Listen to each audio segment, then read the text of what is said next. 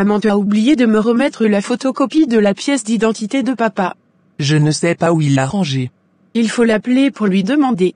Depuis ce matin je tente de le joindre. Son téléphone est sur le répondeur. Comment je vais faire? Aujourd'hui est le dernier délai. Je vais aller fouiller dans son placard. D'accord.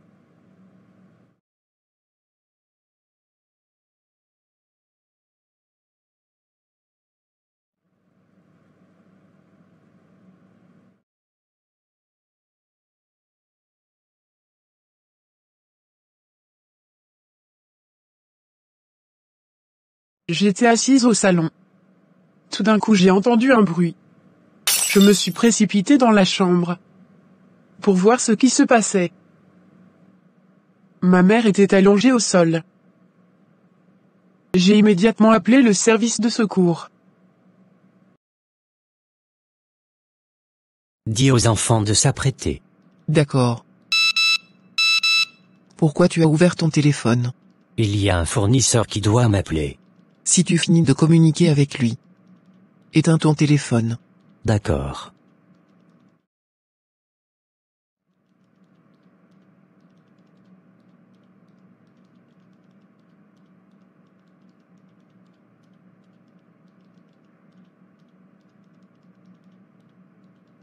Je suis sûr qu'elle et sa mère sont en train de me faire une blague. Malgré tous les messages que j'ai laissés à mon père, il n'est pas venu à l'hôpital. Je ne comprenais rien. J'étais inquiète pour la santé de ma mère. J'ai appelé une amie de ma mère pour qu'elle vienne me rejoindre.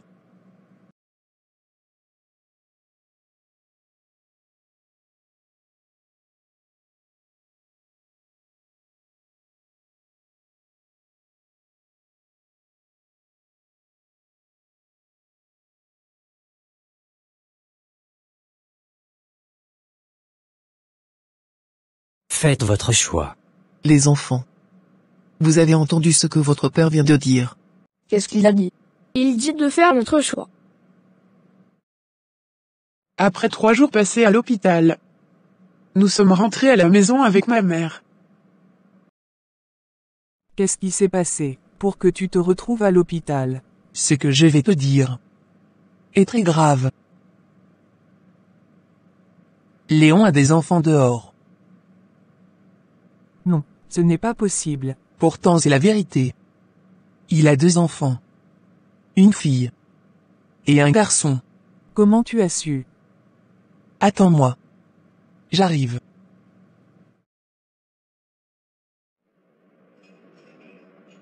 Regarde bien les 2 extraits de naissance. Et tu verras qui est le père des 2 enfants. En plus avec la même femme.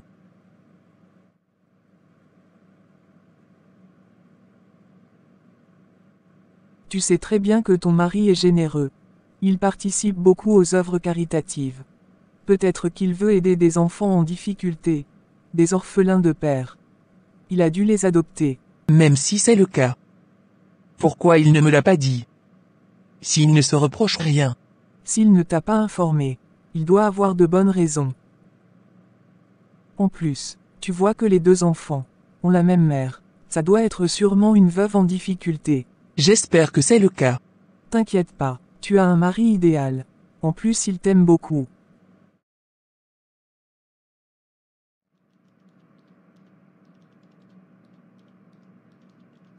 Tu vas me manquer. Papa. Fais un bon voyage. Tu reviens quand? Dans une semaine.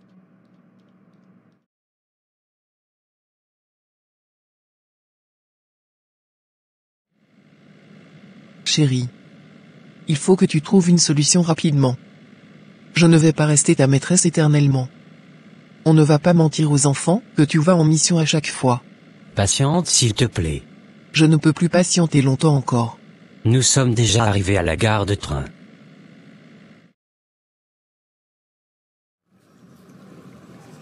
Fais un bon voyage. Merci chérie.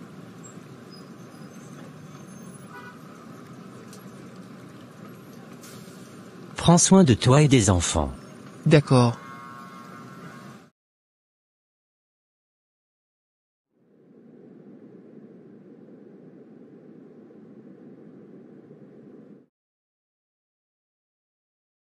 Tu as pu joindre ton père. Non maman. Peut-être que son téléphone est déchargé. Il est parti avec son chargeur. Maman. Oui, ma grande. Papa passe tout son temps au travail. Qu'avec nous. Dis-lui de changer de boulot. Ok, c'est compris, ma grande.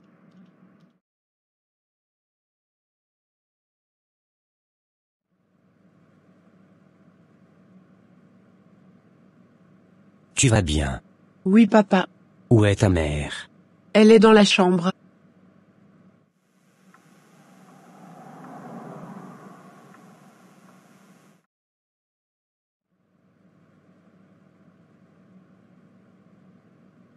Qu'est-ce que tu as eu au visage? Je suis tombé dans les pommes. J'ai passé 3 jours à l'hôpital. Nadia t'a laissé plusieurs messages. Mon téléphone déconne.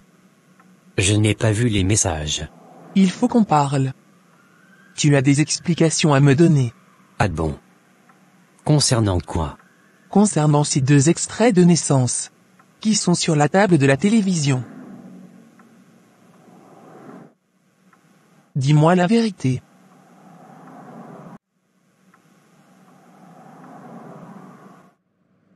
Ce sont mes enfants.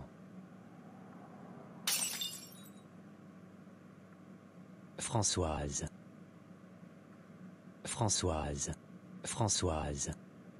Dis-moi quelque chose s'il te plaît.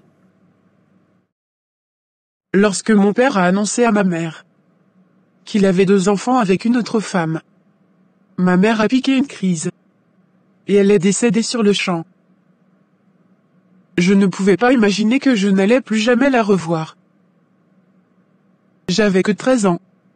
J'en voulais énormément à mon père. Non seulement il nous a trahis, ma mère et moi. En plus, j'ai perdu ma mère à cause de lui. Quelques jours après, elle a été enterrée. C'était le jour le plus dur de ma vie.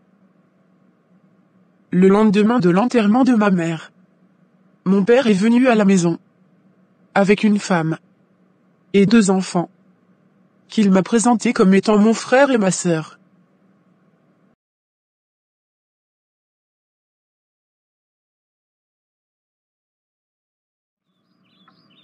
Tu vas partager ta chambre avec ta sœur.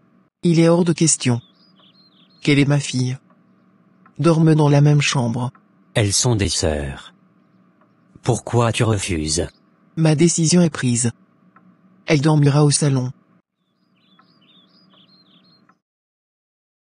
Donc nous avons une grande sœur. Et papa ne nous a jamais parlé d'elle. Peut-être que ce n'est pas sa fille biologique. Tu as raison.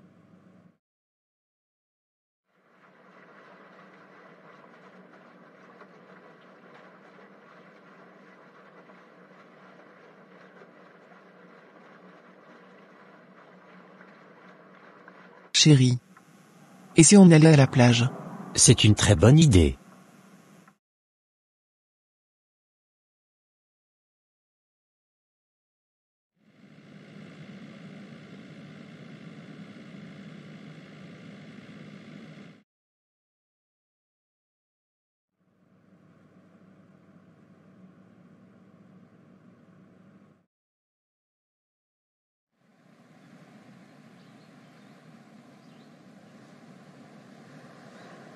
C'est une plage paradisiaque. C'est paisible. Je veux surfer. Ok. Un jour, pendant que je faisais la cuisine, la femme de mon père m'a demandé d'aller acheter des cacahuètes pour elle. Lorsque je suis parti, elle a rajouté une grande quantité de sel dans la sauce. Le soir, quand mon père est rentré du travail, elle m'a demandé de servir le repas. Après avoir goûté la sauce, mon père s'est mis en colère, en disant qu'elle était très salée. J'étais étonné, car je ne me souviens pas avoir mis beaucoup de sel dans la sauce. Sa femme a commencé à me sermonner. Elle a versé le repas, et ils sont allés dîner dans un restaurant avec mon frère et ma sœur. La situation allait de mal en pire. Ma belle-mère manigançait toujours des choses pour que mon père s'énerve contre moi. C'était une vraie manipulatrice. Et une vraie actrice. Un jour, elle était au salon avec mon frère et ma sœur. Mon père l'a appelé pour lui dire qu'il est arrivé du travail. Mais qu'il allait monter dans 5 minutes. Car il devait garer sa voiture au sous-sol. Quand elle a raccroché le téléphone, elle m'a demandé de la rejoindre dans sa chambre. Tu sais pourquoi je t'ai fait appel? Non. Aujourd'hui sera un jour inoubliable pour toi. Pourquoi tu passes ton temps à m'humilier? Nadia. Qu'est-ce qui se passe? Ta fille dit que cette maison appartient à sa mère. Qu'elle ne veut plus nous voir ici. Je n'ai jamais tenu ce genre de propos. Nadia. Va prendre tes affaires. Je ne veux plus te voir dans cette maison.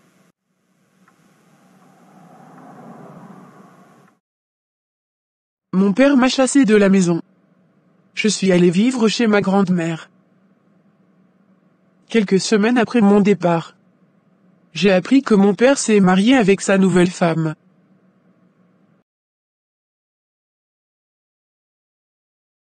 Je vous écoute. Pourquoi tu me traites comme une étrangère? Qu'est-ce que vous me voulez? C'est la rentrée scolaire. J'ai besoin d'argent pour payer les fournitures de Nadia. Je n'ai pas d'argent. Où est votre père? Il est devant la porte. Il y a une vieille femme qui est venue le voir.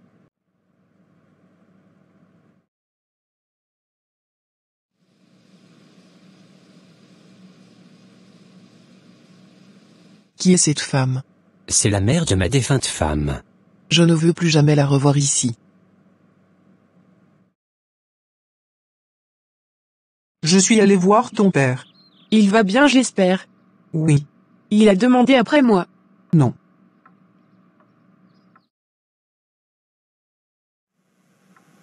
Maintenant que je suis son épouse légale, et qu'il a fait de moi et mes enfants les héritiers, je veux me débarrasser de lui.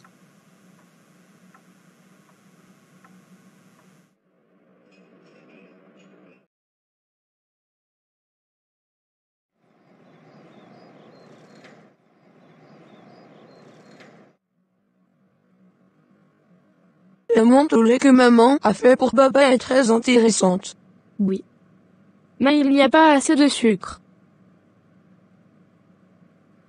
Qu'est-ce que tu as? Je commence à avoir le vertige.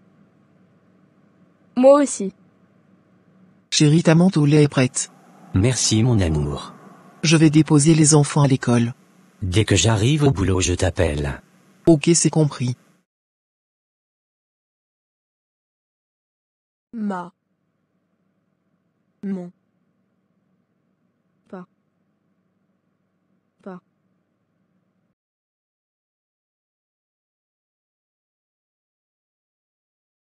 Mon frère et ma sœur ont bu la menthe au lait, qui était destinée à mon père.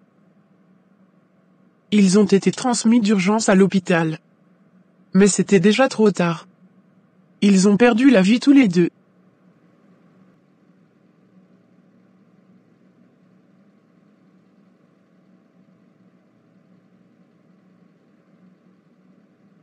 Monsieur.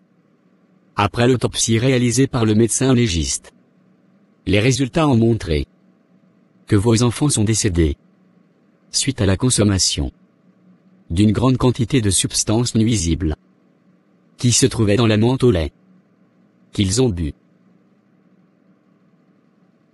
Vous devez attendre l'arrivée de la police, car vous devez répondre à certaines questions.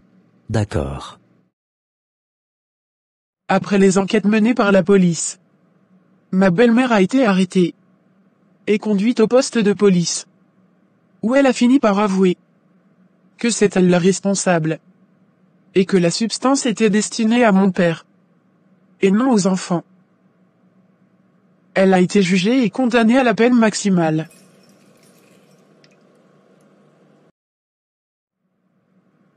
Après l'incarcération de sa femme, Mon père a rendu sa démission. Il a vendu sa maison et sa voiture. Je n'ai plus eu de ses nouvelles jusqu'à présent. C'est ma grand-mère qui s'est occupée de mes études.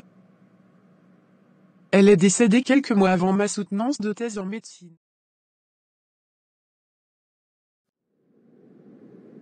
Je viens de détruire mon mariage. À cause d'un mensonge. Ruben et moi étions de très bons amis depuis notre enfance. On était tout le temps ensemble.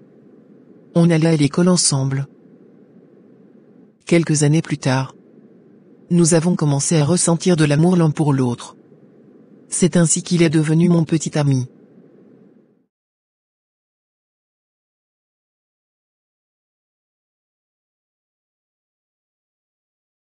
On s'aimait beaucoup. On s'était promis de se dire la vérité. Et de rester fidèles. On était très heureux ensemble. On avait les mêmes rêves. Il y avait une grande complicité entre nous. Mon père l'appréciait beaucoup. Et ma mère l'aimait comme son propre fils. Après le décès de mon père, nous avons déménagé. Je venais passer le week-end avec lui en famille.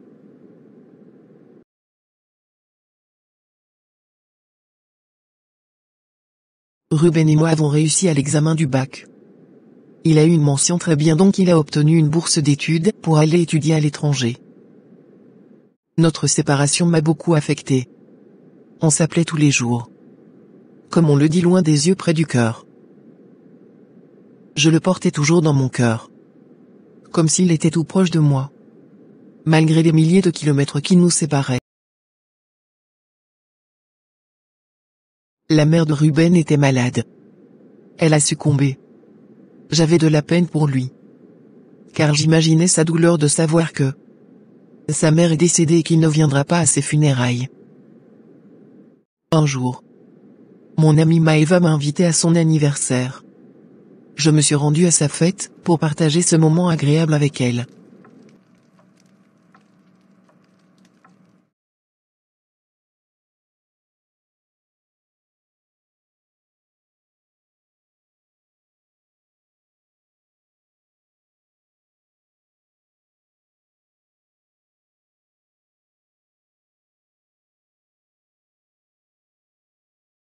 Nous nous sommes bien amusés. J'ai bu un verre de trop. Et je n'arrivais plus à me contrôler. J'ai commencé à flirter avec Matteo, le cousin de Maëva.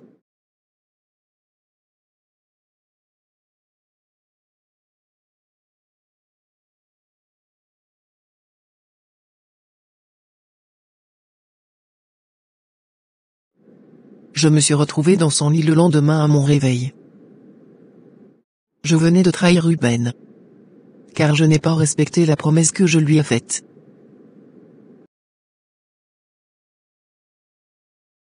Trois semaines plus tard, j'ai commencé à avoir le vertige. Je rendais tout ce que je mangeais. Et je passais mon temps à dormir.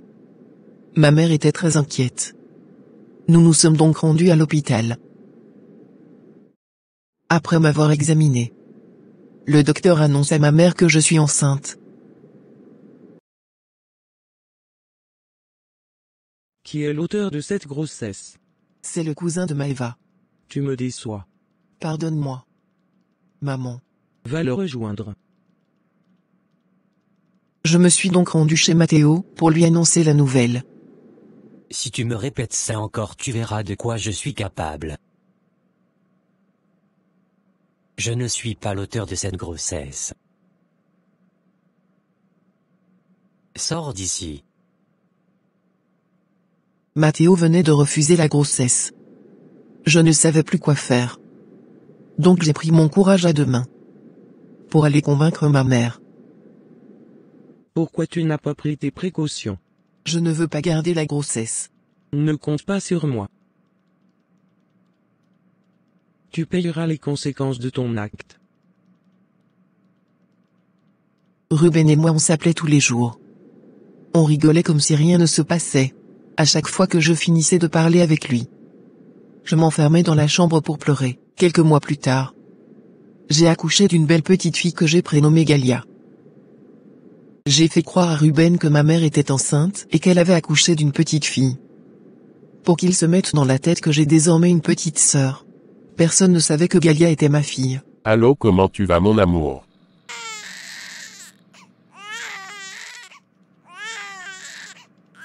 Quelques années plus tard, Ruben a terminé ses études.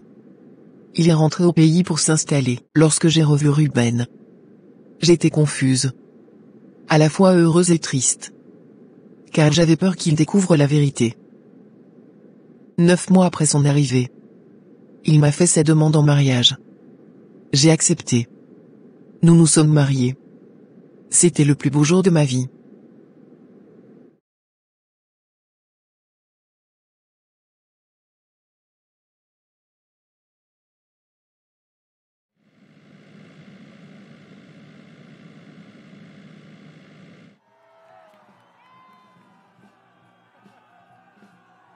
Nous nous sommes installés dans la maison de son père. Plus les années passaient, l'amour entre Ruben et moi augmentait en intensité. Il y avait une très belle entente entre nous.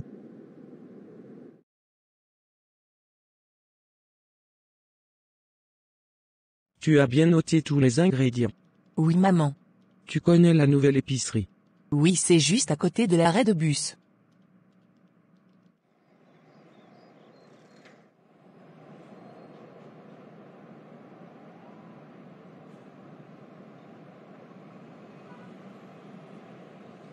Ces petites ressemblent beaucoup à mon cousin Matteo. Je pense qu'elle doit être la fille de Mathilde. La mère de Mathilde n'habite pas loin d'ici. Coucou, comment tu vas?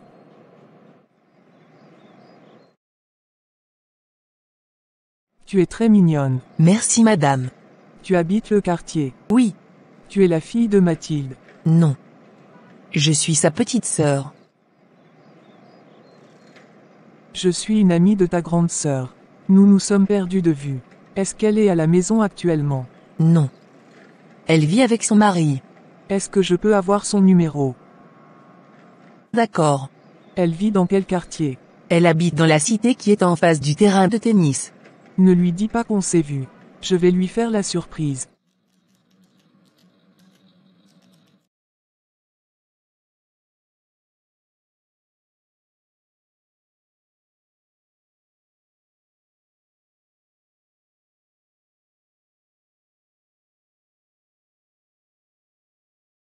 Un soir pendant que je faisais le dîner, j'ai reçu un appel téléphonique.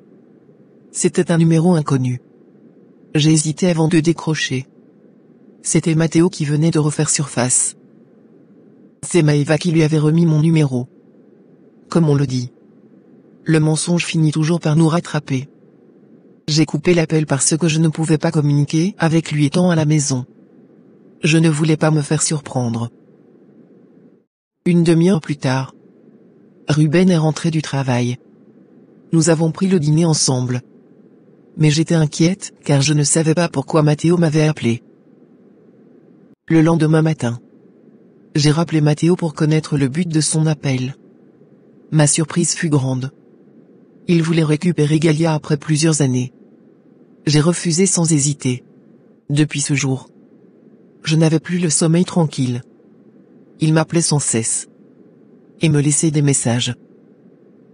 Finalement, j'ai décidé de le rencontrer pour mettre fin à cette histoire.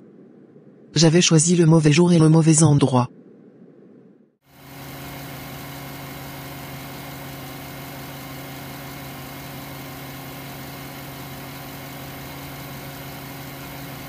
Je vais garer ma voiture pour aller voir ce qui se passe. Je veux voir ma fille. Tu n'as pas de fille avec moi. Je sais que tu fais croire aux gens qu'elle est ta petite sœur. Soit tu me laisses la voir. Soit je dis à ton mari que toi et moi avons un enfant ensemble. Mathilde. Rentrons à la maison. J'ai tout entendu. Tu es une femme infidèle. Tu as trompé mon fils. Il faut qu'il sache la vérité. Je vous en supplie. Ne faites pas ça.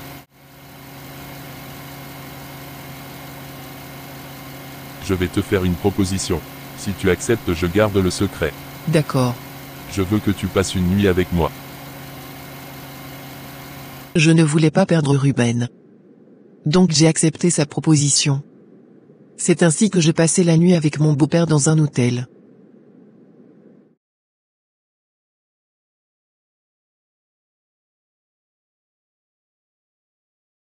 J'ai fait croire à Ruben que j'étais chez ma mère car elle avait un petit malaise. Il me fait confiance. Donc il m'a cru. De retour à la maison. Je savais que ma vie venait de prendre un mauvais tournant. J'avais honte de regarder mon mari et mon beau-père.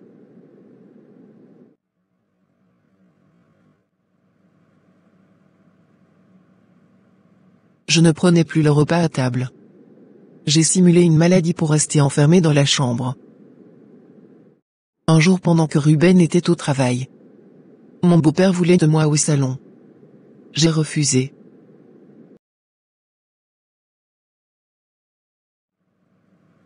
Arrête s'il te plaît. Non. Je n'avais pas assez de force pour résister. Donc il a fini par obtenir ce qu'il voulait.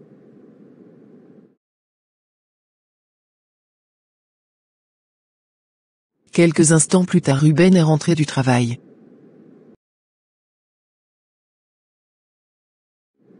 Il a fondu en larmes comme un gamin. Je lui ai expliqué toute la vérité.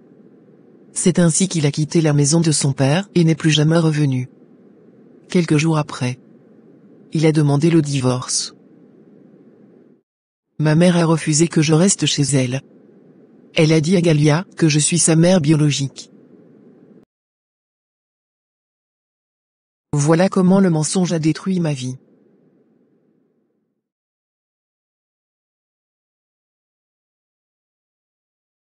Ils étaient amis à Arnaud et sa femme Solange, un couple très modeste, qui vivait dans des conditions difficiles.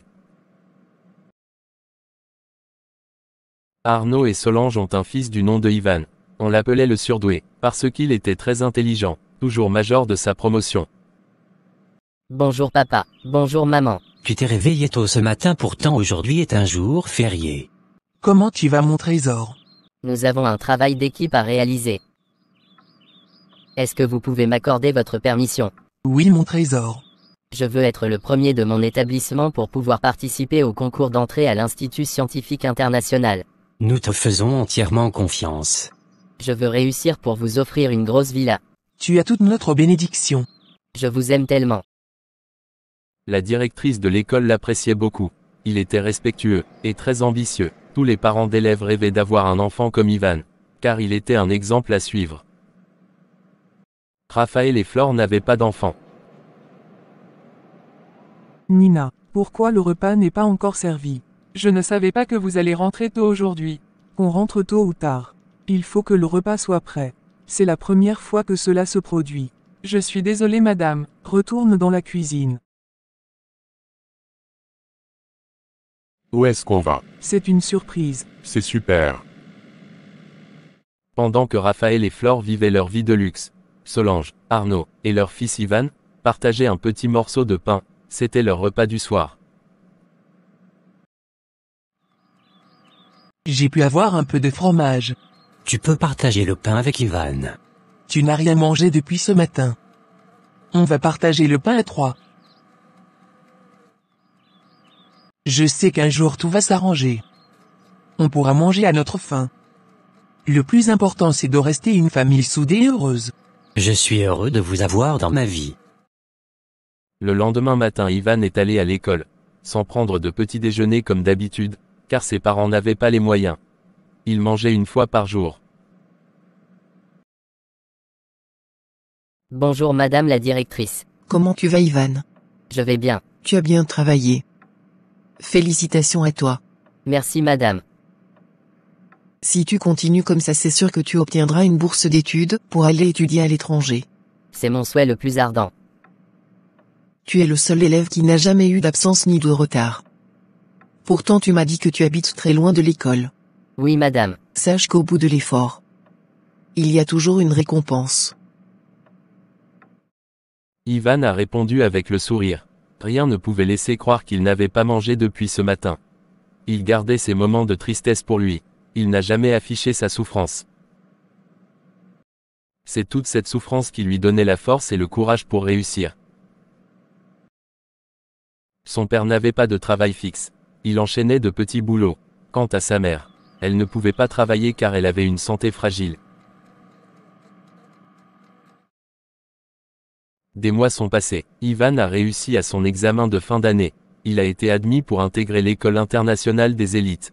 Cette prestigieuse école d'excellence qui est constituée que des meilleurs élèves. Que Dieu te bénisse mon fils. Ton père et moi nous allons marcher la tête haute désormais. Chaque chose a une fin. La fin de notre souffrance commence aujourd'hui. Merci beaucoup maman pour tes bénédictions. Je suis fier de toi mon fils. Sache qu'il y a plusieurs enfants de riches qui fréquentent dans cette école où tu iras. S'il te plaît, ne les envie pas. Concentre-toi sur tes études. Merci papa pour tes conseils. Les semaines sont passées. Raphaël et Flore se retrouvent en justice pour un délit financier. Ils ont perdu toute leur fortune. Leurs biens immobiliers ont été saisis, ils n'avaient plus rien. Nous avons tout perdu. Je ne peux pas supporter cette situation. Je ne sais pas ce qui s'est passé. Je n'ai pas vu le malheur venir cette fois-ci. Pour empêcher que ça arrive. Cette nuit, je vais rentrer dans une dimension spirituelle pour comprendre ce qui ne va pas. Nous n'avons plus de voiture de luxe. Bientôt cette maison ne sera plus à nous. En ce qui concerne la voiture, ne t'inquiète pas. Je vais chercher une vieille voiture d'occasion pour toi. Ce n'est pas normal ce qui nous arrive. Je vais bousculer le monde spirituel. Je redeviendrai riche. Rien ne peut m'ébranler. Je suis invincible. Raphaël attendait qu'il fasse nuit pour rentrer dans sa chambre secrète. L'heure est arrivée. Je dois m'isoler dans la chambre secrète. D'accord. Il faut un grand silence. S'il te plaît, ne fais pas de bruit. Quel que soit le temps que je vais passer dans cette chambre. N'ouvre surtout pas la porte.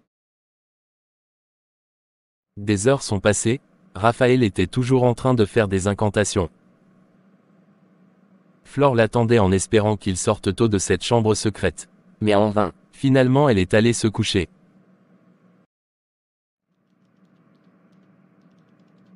Comment ça s'est passé? Cette fois-ci tu as passé la nuit dans la chambre secrète.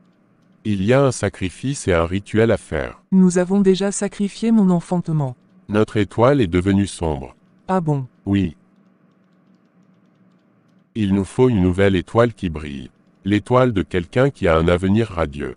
Si on arrive à voler son étoile, on redeviendra plus riche qu'avant. Comment on fera pour trouver cette personne? J'ai déjà une idée de quelqu'un qui correspond. Vas-y, dis-moi vite. Le fils d'Arnaud et de Solange. Tu as trouvé la bonne personne, mon amour. Raphaël explique à Flore la stratégie pour pouvoir voler l'étoile de Ivan sans que personne ne s'en aperçoive. Ils se sont donc rendus chez Arnaud et Solange dans le but de mettre leur plan en exécution. Nous avons appris la bonne nouvelle concernant votre fils. Nous sommes venus aussitôt pour partager ce moment de joie avec vous. Et féliciter Ivan. Vous savez que Ivan est comme notre fils. C'est un enfant que nous apprécions beaucoup. Mon époux et moi ne pouvons pas manquer ce moment agréable. Merci, c'est vraiment gentil de votre part. Nous vous remercions du fond du cœur. Pour cette occasion, nous avons décidé d'offrir un cadeau à Ivan. Nous lui offrons une sortie au parc d'attractions. Merci beaucoup Tata. Je vous remercie pour tout. Ivan, demain tu peux passer à la maison dans l'après-midi. C'est compris tonton. Ivan n'a pas fermé les yeux toute la nuit, car il ne s'était jamais rendu dans un parc d'attractions. C'était sa première fois. Tes parents t'ont offert quoi comme cadeau quand tu leur as annoncé la bonne nouvelle? Les voir en joie fut le plus beau cadeau de ma vie. Est-ce que tu as un smartphone? Non Tata. Je vais t'acheter un smartphone avant qu'on se rende au parc d'attractions. Merci Tata pour votre générosité. Ivan, pourquoi tu gardes les cheveux longs? Je pense que tu ressembleras à un petit ange avec la tête rasée. Je ne me suis jamais rasé la tête. Je connais un coiffeur professionnel. Il pourra bien s'occuper de tes cheveux.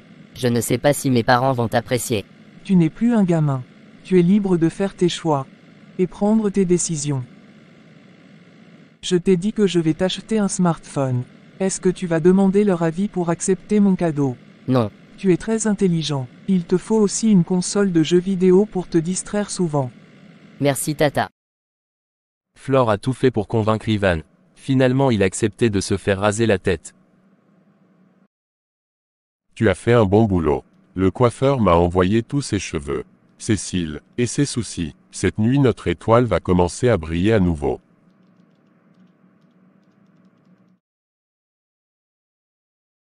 Qu'est-ce que tu as fait à tes cheveux? Je ressemble à un petit ange maintenant. Je ne trouve pas ça drôle. Ne vous énervez pas, mes cheveux vont vite repousser. Tu as rasé tes cils et tes sourcils. Oui maman. Pourquoi tu as fait ça?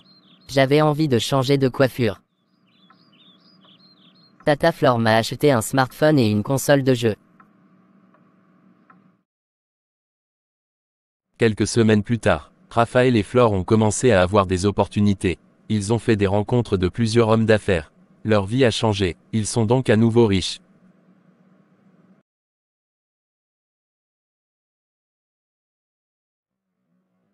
Pendant ce temps tout allait mal chez Arnaud et sa femme Solange. Car leur fils Ivan, en qui ils ont mis tout leur espoir, a décidé de ne plus aller à l'école. Ses parents ne savaient pas pourquoi il avait changé subitement. Il passait tout son temps dehors. Il était devenu très impoli. Ses parents ne le reconnaissaient plus. Ivan. Où vas-tu? Je n'ai pas de compte à te rendre. Tu ne dois pas parler à ton père de cette manière. Dans ce cas, dis-lui de ne plus me poser des questions sur mes sorties. Pourquoi tu as changé? Je ne te reconnais plus. Tu as de l'avenir devant toi. Pourquoi tu veux tout gâcher? Si dans une semaine tu ne te présentes pas à l'institut, tu vas perdre ta place. Cela m'importe peu. Je t'en supplie mon fils.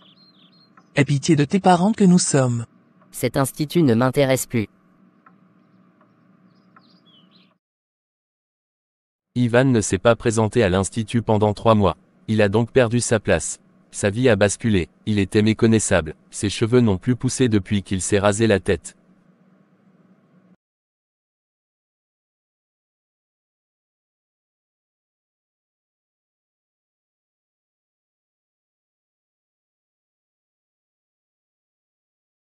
Un jour pendant le journal télévisé, on annonce le crash d'un avion.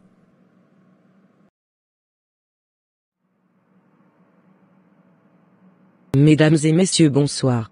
Il s'agit bien du jet privé de monsieur Raphaël qui a fait le crash. Sa femme et lui n'ont pas perdu la vie. Mais ils sont dans un état très critique. Plusieurs mois sont passés, ils avaient chacun des plaies sur la tête. Ils ont utilisé tous les médicaments pour que leurs plaies se cicatrisent, mais en vain. Au contraire, chaque fois qu'ils appliquaient un médicament, la plaie commençait à s'infecter. Je ne sais pas pourquoi tout va de mal en pire. Ce qui est bizarre, toutes les plaies qui se trouvaient sur les autres parties de notre corps se sont cicatrisées. Sauf celles qui se trouvent sur notre tête. Ce qui est étonnant, c'est qu'elles s'infectent de jour en jour. Tu penses à quoi? Je pense que ce qui nous arrive a quelque chose à voir avec Ivan. Qu'est-ce qui te fait dire ça? Nous lui avons rasé la tête. Si nous voulons avoir la guérison, il faut qu'on se confesse. Je ne sais pas comment faire pour que ses cheveux repoussent. Souviens-toi, le docteur a dit que nous n'avons pas assez de temps pour vivre. Je vais appeler Arnaud et sa femme Solange. C'est ainsi qu'ils se sont rendus chez eux, malgré leur état.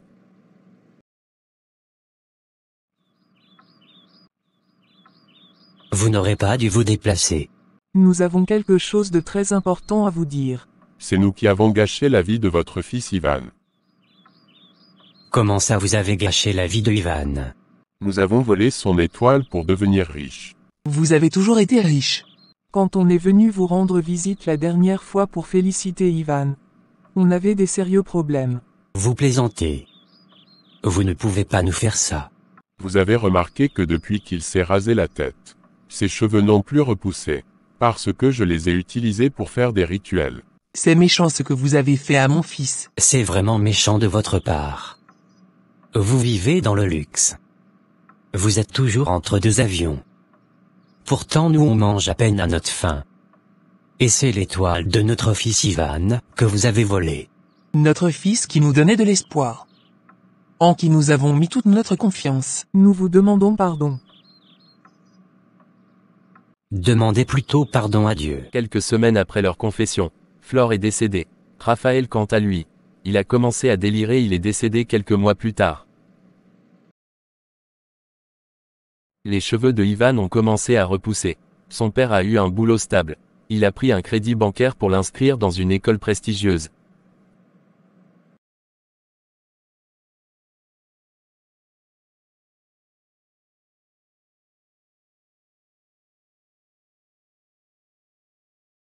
Si vous étiez à la place d'Arnaud et sa femme Solange, est-ce que vous pardonnerez à Raphaël et Flore?